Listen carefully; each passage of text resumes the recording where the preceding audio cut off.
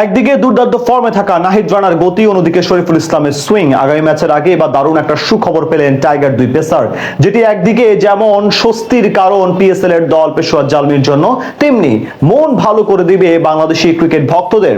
আর সেই সুখবর নিয়ে এবার তারা মাঠে নামছেন শক্তিশালী মুলতান সুলতানের বিপক্ষে।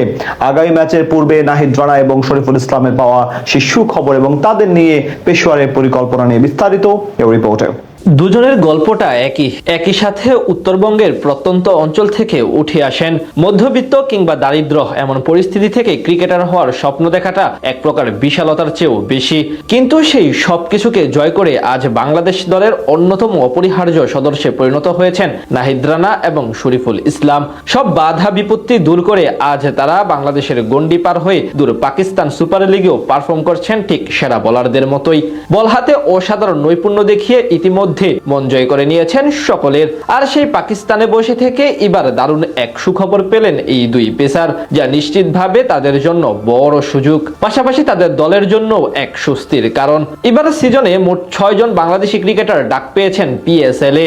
সেখান থেকে 3 জনই খেলছেন পেশোয়ার জালমিতে, যার মধ্যে আছেন এই শরীফুল ইসলাম এবং নাহিদ রানা, যেখানে দুজনই দাপটের সাথে পারফরমেন্স করছেন। তাই তো দলের অপরিহার্য সদস্যে পরিণত হয়েছেন এই জুটি।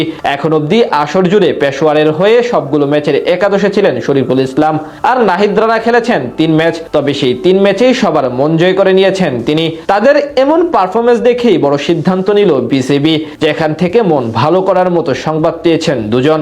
সামনে বাংলাদেশ নিজেদের ঘরের মাঠে নিউজিল্যান্ডের বিপক্ষে 3টি করে ওয়ানডে ও টি20 সিরিজ খেলবে।